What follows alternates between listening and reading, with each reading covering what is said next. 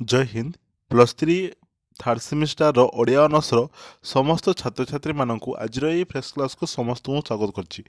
तो पिलामाने तमମାନଙ୍କର उत्कल यूनिवर्सिटी परीक्षा आसंता सोमवार दिन होगापी जाऊँगी कोर पेपर 7 लो। तो आज भिडियो आम ओडिया ऑनर्सर कोर पेपर 7 लो आमर जो रही यूनिट 1 लो। तो से यूनिट 1 लो किसी इंपोर्टाट सर्ट क्वेश्चन को आम आलोचना करवा। तापर यूनिट 2 आसो, यूनिट 3 आसो, यूनिट 4 आसो। तो यूनिट 4 पर्यंत तुम समस्त सर्ट क्वेश्चन को मु प्रायतः आसंता काली कभर अप करदेवी। तो बर्तमान आम यूनिट 1 लो इंपोर्टाट सर्ट क्वेश्चन को आलोचना करवा जहाँकि तुम मानकर परीक्षा हेल्पफुल हे। 1 नंबर प्रश्न देख जे आमर जो रही ओडिया भाषा रे वर्णमाला को केते भाग में विभक्त कराई कौन कौन। तो आमर जमी प्रथम यूनिट टी कौन अच्छी ना ओडिया वर्ण विचार वाक्यर गठन रीति और प्रकार भेद। तो तेणु सी पचारा जे ओडियार जो वर्णमाला अच्छी केते भाग में माने केतोटी अच्छी और केते भाग कराई। तो साधारणतः आमर 49 टी वर्ण अच्छी। तो से आम दुई भाग में भाग कराई कौन ना गोटे हूँ स्वर वर्ण आ गोटे हूँ कौन आमर व्यंजन वर्ण। ठीक अच्छे। तो स्वर वर्ण आ व्यंजन वर्ण देख स्वर ध्वनि और व्यंजन ध्वनि लिखित रूपर नाम कौन। तो स्वर ध्वनि जो लिखित रूप हो स्वर वर्ण एवं व्यंजन ध्वनि लिखित रूप हो व्यंजन वर्ण। 3 नंबर प्रश्न उच्चारण को नहीं स्वर वर्ण केते प्रकार। हर्ष स्वर दीर्घ स्वर जो स्वर उच्चारण होगापी अधिक समय लगे कह आम दीर्घ स्वर ना हूँ हर्ष स्वर। तो हर्ष स्वर हूँ केतटा देख ना हर्ष स्वर गुड़ा हूँ 5टी हर्ष स्वर कौन कौन ना अ इ उ र ए सब देती आम हर्ष स्वर। तापर जो दीर्घ स्वर एगुड़ा हूँ सब दीर्घ स्वर। ठीक है। देख तो दीर्घ स्वर को उच्चारण करने हर्ष स्वर अपेक्षा अधिक समय लगे वो उच्चारणगत बल उपलब्धि करी हुए। तेबे व्यंजन गुड़िक अपेक्षा स्वर वर्णर उच्चारण सहज। ठीक अच्छे। तो व्यंजन वर्ण मान देख क कहवा तो क युक्त अ जे हूँ क हूँ। तो ये तेणु कष्ट अच्छी किंतु स्वर वर्णटा हालु माने कौन अच्छी इजी अच्छी। ओके। तो तुम जो रहा हर्ष स्वर दीर्घ स्वर बुझीपार जो स्वर वर्ण को उच्चारण कर अधिक समय लगे जमती ओ सॉरी आ दीर्घई दीर्घ रु ए ओई ओ औ ए सब जो दीर्घ स्वर रे गला। देख तापर कहला आमको हर्ष स्वर रे केतोटी मात्रा थाए एवं दीर्घ स्वर रे केतरा मात्रा थाए ना हर्ष स्वर मात्रा मात्रा थाए गोटे थाए एवं दीर्घ स्वर रे 2टी मात्रा थाए। तापर देखो जे कंठ्य वर्ण क्या कह जाए क्यों वर्ण गुड़िक कंठ्य वर्ण कह जाए। देख कंठ्य वर्ण कौन ना जो वर्ण गुड़िक उच्चारण करने बेले मुख विवरर जिह्वा जिह्वार पाश्चात भाग अपसृत होई कमल ताल को क्षण मात्र स्पर्श करने द्वारा श्वासनली निर्गत वायु अवरुद्ध हो मुक्त हुए। तो ताकू कहा कंठ्य वर्ण माने कंठ भितर आसमती ओ आ क ख ए सब। तापर आसला तालव्य वर्ण। तो देख तालव्य वर्ण कौन ना जो ध्वनि गुड़ी को उच्चारण करने बेले जिह्वार अग्रभाग कठोर तालू को स्पर्श करी श्वासनली बहिर्गत वायु को मुख विवररू तार जो क्षण मात्रे बाधा दे छाड़ी थाए ताको आम कौन बोली कही ताको आम कहते तालव्य वर्ण बोली कहू। तेणु तालव्य वर्णर उदाहरण कौन जमी ना हर्षई दीर्घई च छ ए सब हूँ तालव्य वर्ण माने आम जो तालू को रू सी उच्चारित होकर बाहर तेणु कहुए तालव्य वर्ण। तब आसला कौन मूर्धन्य वर्ण कौन मूर्धन्य मान कौन ना एम हूँ कौन ना मूर्धना वर्ण कह जाए कौड़ा को जो रही आमर र ट ठ। ठीक अच्छे। तापर देख 10 नंबर कहला दंत्य वर्ण जमी त थ द ध दंत्यन ए सब कह जाए दंत्य वर्ण बोली कह जाए।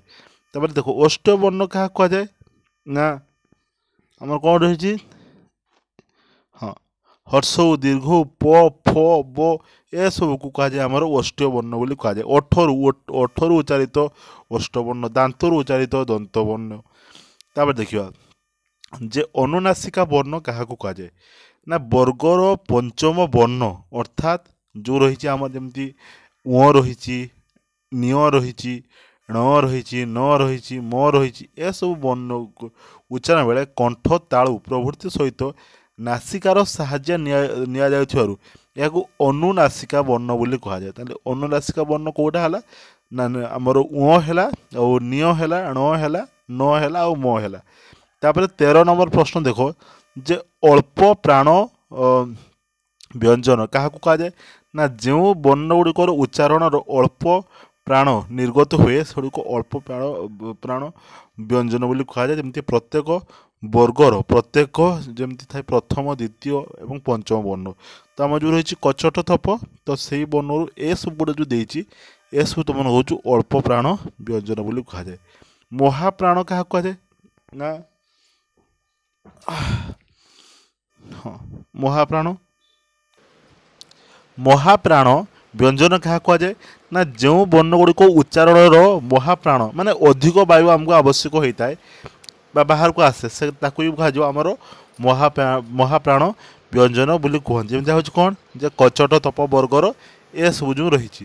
ତାପରେ ଦେଖ 15 ନମ୍ବର ପ୍ରଶ୍ନ କହିଲା ଯେ ସଘସ ବ୍ୟଞ୍ଜନ ବର୍ଣ୍ଣ କାହାକୁ କହନ୍ତି। ସଘସ ବ୍ୟଞ୍ଜନ ବର୍ଣ୍ଣ ମାନେ କ'ଣ ନା ଯେଉଁ ବ୍ୟଞ୍ଜନ ଧ୍ୱନିର ଉଚ୍ଚାରଣରେ ସ୍ୱର ତନ୍ତୀରେ କମ୍ପନ ବା ଘଷ ସୃଷ୍ଟି ହୁଏ ତାହାକୁ ସଘସ ବ୍ୟଞ୍ଜନ ବର୍ଣ୍ଣ କହନ୍ତି। ପ୍ରତ୍ୟେକ ବର୍ଗର ତୃତୀୟ ଓ ଚତୁର୍ଥ ବର୍ଣ୍ଣ ଏହି ଶ୍ରେଣୀରେ ଦେଖ ତୃତୀୟ ଓ ଚତୁର୍ଥ ମାନେ କ'ଣ ଯେଉଁ କଚଟ ତପ ରହିଲା ତ ସେଠି ଦେଖ କ ଖ ଗ ଘ ଉ ପ୍ରତ୍ୟେକ ଯେଉଁ 5ଟା ଲେଖା ରହିଲା ତ ସେଠି ଯେଉଁ ତୃତୀୟ ମାନେ କ'ଣ ଏଠି ଗ ହେଉଛି ତୃତୀୟ ଏବଂ ଚତୁର୍ଥ ମାନେ କ'ଣ ଘ। ତ ଏଇ ଯେଉଁ ତୃତୀୟ ଆଉ ଚତୁର୍ଥ ତେଣୁ ପ୍ରତ୍ୟେକ ବର୍ଣ୍ଣ ଯେଉଁ ରହିଛି ପ୍ରତ୍ୟେକ ବର୍ଗ ତ ସେଇ ପ୍ରତ୍ୟେକ ବର୍ଗର ଆମର ତୃତୀୟ ଚତୁର୍ଥକୁ ଆମେ କହିଥାଉ କ'ଣ ସଘସ ବ୍ୟଞ୍ଜନ। ତ ସେମିତି ଆମେ ଏଠି କେମିତି ପଢ଼ିଲେ ନା ଇଏ ହେଉଛି ଆମର ଯେଉଁ ବର୍ଣ୍ଣ ଯେମିତି ଆମର କେଉଁ ଦେଖ କ'ଣ ଦେଲା ନା ଯେଉଁ ବର୍ଣ୍ଣର ଉଚ୍ଚାରଣରେ ହଁ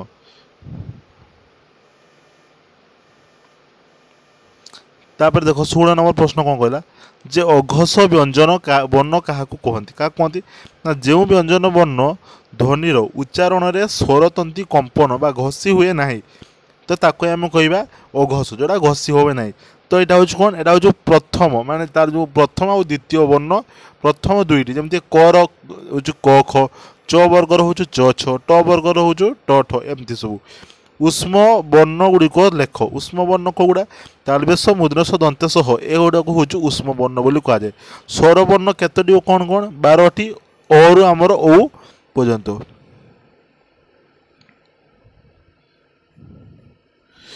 ତାପରେ 19 ନମ୍ବର ପ୍ରଶ୍ନ ଦେଖ ଯେ ବର୍ଗ ବ୍ୟଞ୍ଜନ କେତୋଟି ଅଛି କ'ଣ ବର୍ଗ ବ୍ୟଞ୍ଜନ ଅଛି 25ଟା ଅଛି। ଦେଖ 1 ନମ୍ବର ପାଖରୁ ଏଇ ଆମର ଯେଉଁ କ ପାଖରୁ ପଡ଼ିଲା ମ ପର୍ଯ୍ୟନ୍ତ। ଅବର୍ଗ ବ୍ୟଞ୍ଜନ ଦେଖିପାରୁଥିବ କ'ଣ ନା ଅବର୍ଗ ବ୍ୟଞ୍ଜନ ହେଉଛି 10ଟି କ'ଣ ନା ଯେଉଁ ଅନ୍ତସ୍ଥ ଜ ୟ ର ଳ ବ ଦନ୍ତେଶ ତାଲବେଶ ମୁଦ୍ରେଶ ହ ଆଉ ଯେମିତି ରହିଛି ଅନୁସାର ବିସର୍ଗ ଚନ୍ଦ୍ରବିନ୍ଦୁ ଏସବୁକୁ ମିଶାଇ ଦେଲେ ଆମର 13ଟି ହେଇଯାଉଛି ଠିକ୍ ଅଛି। ତାପରେ ଦେଖ ଅଜଗାବହ ବର୍ଣ୍ଣ କେତୋଟି ଅଜଗାବହ ବର୍ଣ୍ଣ କେତୋଟି ନା 3ଟି ଯେଉଁ ଅନୁସାର ବିସର୍ଗ ଚନ୍ଦ୍ରବିନ୍ଦୁ ରହିଛି। ତାପରେ ଦେଖ ଦେଇଛି ଯେ କଣ୍ଠ ତାଲବ୍ୟ ବର୍ଣ୍ଣ କିଏ ଏ ଆଉ ଐ ହେଉଛି କଣ୍ଠ ତାଲବ୍ୟ ବର୍ଣ୍ଣ। ମାତ୍ରା କାହାକୁ କୁହନ୍ତି ନା ସ୍ୱର ବର୍ଣ୍ଣ ବ୍ୟଞ୍ଜନ ବର୍ଣ୍ଣ ସହ ମିଶି ଯୁକ୍ତ ହେଲେ ସ୍ୱର ବର୍ଣ୍ଣର ଗୋଟିଏ ଚିହ୍ନ ମାତ୍ର ରହେ ଏହାକୁ ମାତ୍ରା ବୋଲି କୁହାଯାଏ। ଦେଖ ଯେମିତି କ ଯୁକ୍ତ ଆ ଯେ କା ତାହେଲେ ଆ କାର ଏଠି ରହିଲା କ ଯୁକ୍ତ ଇ ଯେ କି ତ ଏଠି ଆ କାର ଇ କାର ଆଉ କାହାର ମାତ୍ରା ନାହିଁ ନା ଅକାର ମାତ୍ରା ନାହିଁ। ଯୁକ୍ତାକ୍ଷର କିପରି ସୃଷ୍ଟି ହୁଏ ନା ବ୍ୟଞ୍ଜନ ବର୍ଣ୍ଣ ଯେପରି ସ୍ୱର ବର୍ଣ୍ଣ ସହ ମିଶି ମାତ୍ରା ସୃଷ୍ଟି କରନ୍ତି। ଦେଖ ଏଠି କ ମିଶିଲା ଆଉ ଆ ମିଶିଲା ତ ଏଠି କା ହେଲା କରେ ଆକାର ହେଲା ତାର ଏଠି କ'ଣ ହେଲା ନା ବ୍ୟଞ୍ଜନ ବର୍ଣ୍ଣଟା ଏଠି ଆମର ଯେଉଁ ରହିଛି ମିଶିକି ସ୍ୱରବର୍ଣ୍ଣ ସାଥିରେ ଏଠି ମାତ୍ରା ସୃଷ୍ଟି କଲା।